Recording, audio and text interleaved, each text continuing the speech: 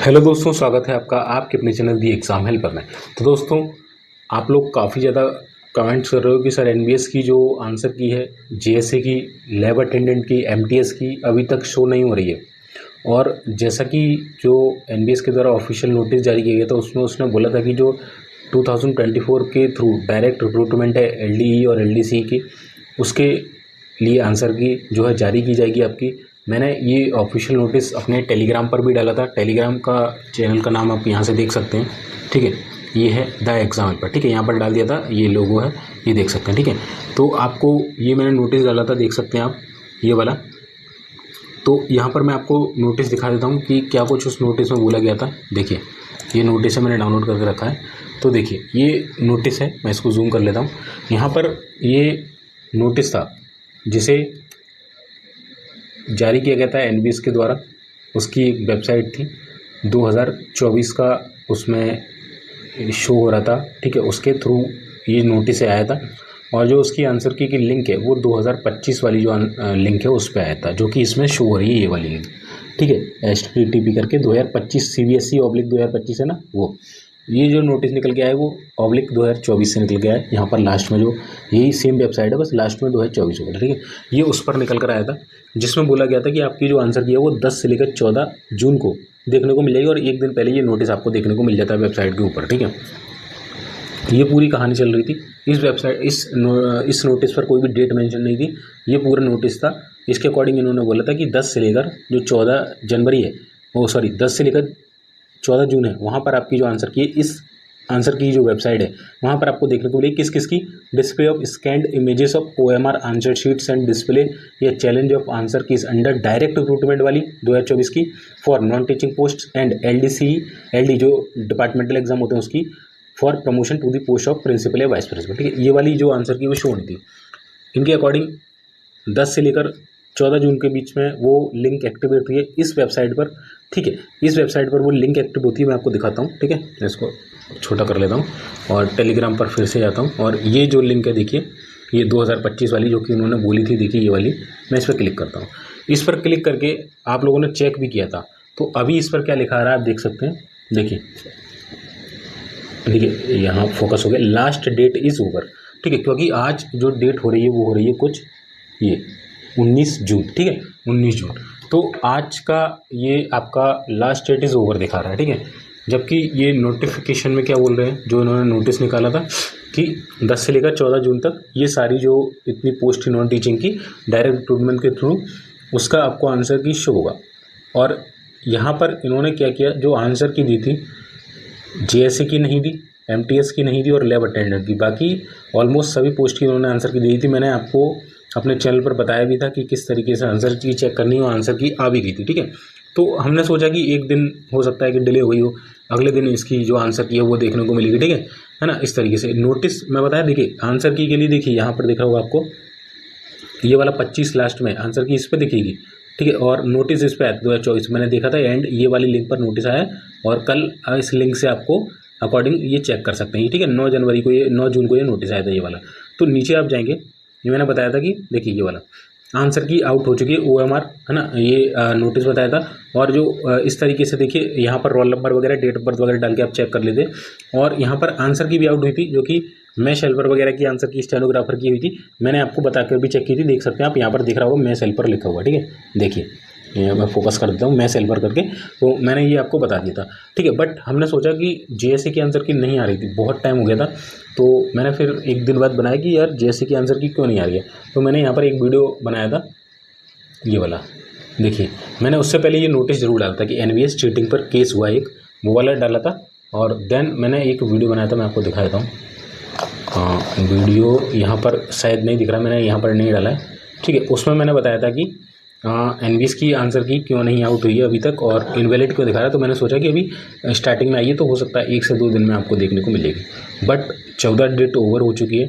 अगर अभी आप इस लिंक पर क्लिक करते हैं, जो ये लिंक दिखा रहा है देखिए इस तरीके से, तो लास्ट डेट इज़ ओवर आपको लिखा हुआ दिख रहा है, ठीक है। तो अभी तक मतलब ओवर हो चुकी है, आंसर की नहीं है ये, तो क्या अब हमें आंसर की अपनी जो अदर पोस्ट की हमारी रह चुकी है वो देखने को मिलेगी या नहीं मिलेगी, उसके लिए मैं आपको यहाँ पर अपडेट देने वाला हूँ।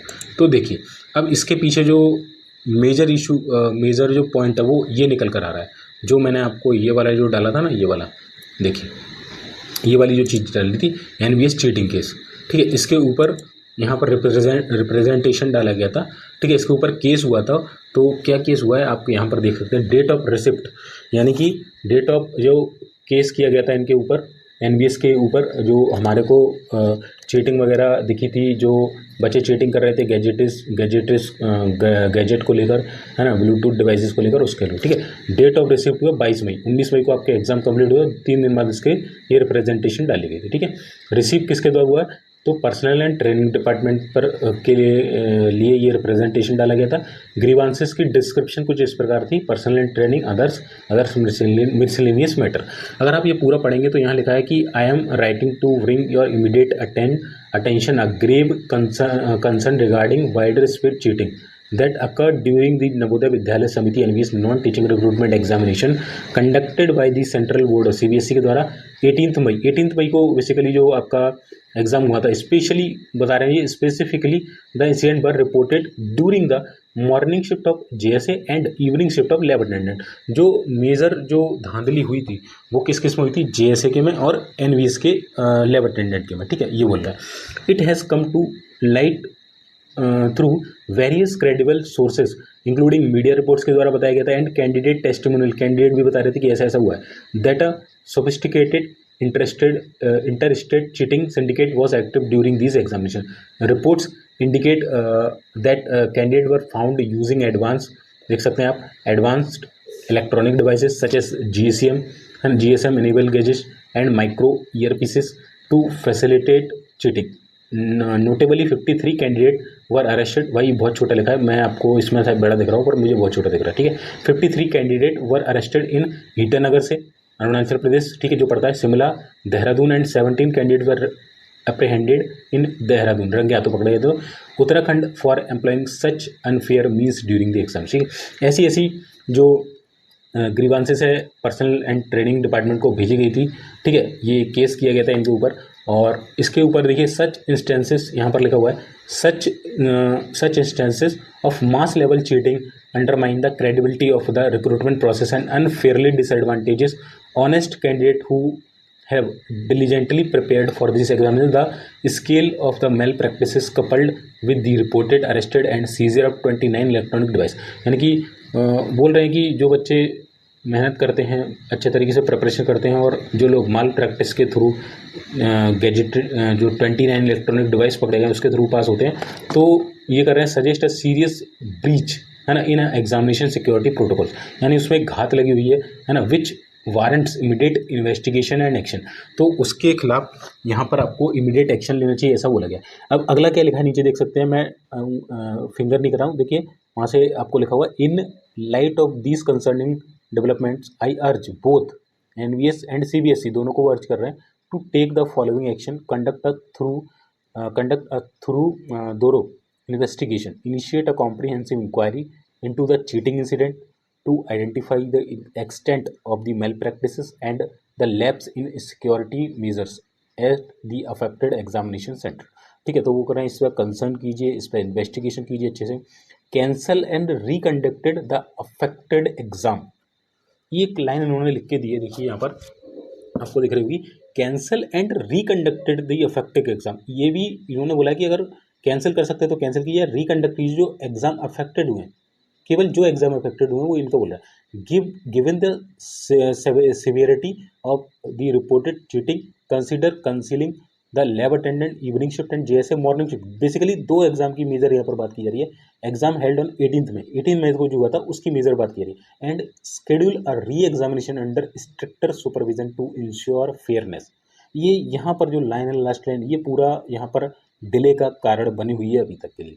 फिर इसमें क्या होता है आगे जो इसमें अपडेट आई है, देखिए मैं दिखाता हूँ आपको, यहाँ पर मैं इसको नीचे करूँगा, नीचे की बात है। अब देखिए, अब यहाँ पर दिख रहा है आपको करंट, ये ग्रीवांसेस का डॉक्यूमेंट यही सब दिया था इसमें, और करंट स्टेटस में दिखा रहा है केस क्लोज्ड, कब की डेट में, डेट ऑफ एक्शन लिया गया था 11/6, और ये आपका नोटिस कब आया था कि 9 जून को नोटिस आया, 10 जून से 14 जून तक, और 11 जून को ये केस क्लोज हुआ, यानी कि जब आंसर की जिस ड्यूरेशन में जारी की जानी थी उस समय इस पर केस चल रहा था, ठीक है। तो आंसर की के एक दिन बाद इस पर केस जो है क्लोज हुआ है, ठीक है। तो हो सकता है कि इनके बोला गया हो कि इस पर विचार कीजिए, जो ये लास्ट लाइन है कि आप इसको रिकंडक्ट करते हैं, कैंसिल करते हैं, तो उसके चलते इन्होंने जो जेएसए की और लैब अटेंडेंट की, अब पता नहीं एमटीएस की क्यों इन्होंने की है, शायद एमटीएस के खिलाफ भी इनको कुछ प्रूफ मिले हों, उसके अकॉर्डिंग चलते इन्होंने उसका एग्जाम आंसर की भी होल्ड कर दी हो, ठीक है।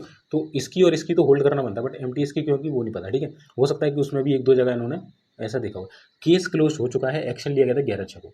अब इन्होंने जो रिमार्क्स दिया है, किसने रिमार्क्स दिया है? एनबीएस ने। एनबीएस में जो ऑफिसर कंसर्न है, देख सकते हैं ऑफिसर नेम है, जो कि असिस्टेंट कमिश्नर है किसके? केके गौर, एनबीएस हेडक्वार्टर एस्टेब्लिशमेंट के, ठीक है। एनबीएस के जो केके गौर असिस्टेंट कमिश्नर, उनके द्वारा रिमार्क्स दिया गया, ये बता रहा हूँ अभी ना, है ना। इनका पूरा डिटेल है, नवोदय विद्यालय सेक्टर 62 नोएडा, ठीक है। ये सब है, नंबर भी है, सब कुछ है। रिमार्क्स में इन्होंने दिया है कि recruitment examination for NBS recruitment drive 2024, ठीक है। क्या लिखा है? Recruitment examination for NBS recruitment drive 2024 non teaching post was conducted by CBSE. Large number of complaints from candidate, large number पर कैंडिडेट के द्वारा कंप्लेंट की गई थी, have been received regarding use of unfair mean during the exam for the post of JSA and lab attendant. फिर से JSA and lab attendant की बात करिए, और ये कौन बोल रहा है? के गौर बोल रहे हैं कि लार्ज नंबर ऑफ कंप्लेंट्स यहाँ पर रिपोर्ट की गई हैं, ठीक है। All such complaint together with news reported, news के द्वारा रिपोर्ट हुआ है by newspaper in this regard have been forward to CBSE. CBSE को इन्होंने फॉरवर्ड कर दिया। And comments CBSE the recruitment agency will take further action in the matter on examination of all these complaints and issue reported by newspaper, ठीक है। तो candidate के द्वारा जितनी भी यहाँ पर रिप्रेजेंटेशन डाली गई और न्यूज़पेपर के द्वारा जो भी यहाँ पर जो ये वायरल हो रही थी न्यूज़, मतलब जो भी न्यूज़ कवर की गई थी, उसको यहाँ पर कंसिडर किया गया, और ये सारी चीज़ें एनबीएस के द्वारा सीबीएसई को जो है यहाँ पर फॉरवर्ड की गई है फर्दर एक्शन के लिए। यहाँ पर लिखा हुआ है कि CBSE the recruitment agency will take further appropriate action. तो हो सकता है कि जब सीबीएसई ने आंसर की जारी की, तो उन्होंने बोला कि इसको रोक देना, अगर इस पर केस आता है और कोई हमें ऐसा मेजर इशू नहीं दिखता है तो हम इसको आंसर की जारी कर देंगे, ठीक है। 11/6 की बात है, तो 10/6 को जारी की, तो इन्होंने सोचा होगा कि कोई अगर मैटर ज़्यादा बड़ा नहीं होता तो हम आंसर की जारी कर देंगे। बट हुआ क्या, यहाँ पर 11/6 पर रिमार्क्स ये देना पड़ा है क्योंकि मैटर बड़ा हो गया था। तो अब वो बोला कि विल टेक फर्दर एक्शन, कि कैंसिल करना है, रिकंडक्ट करना है या आंसर की देनी है, वो सीबीएसई के ऊपर छोड़ दिया उन्होंने कि क्या इनको करना चाहिए, कितने कैंडिडेट का होगा, क्या होगा, कैसे होगा, वो सब इनके ऊपर छोड़ दिया।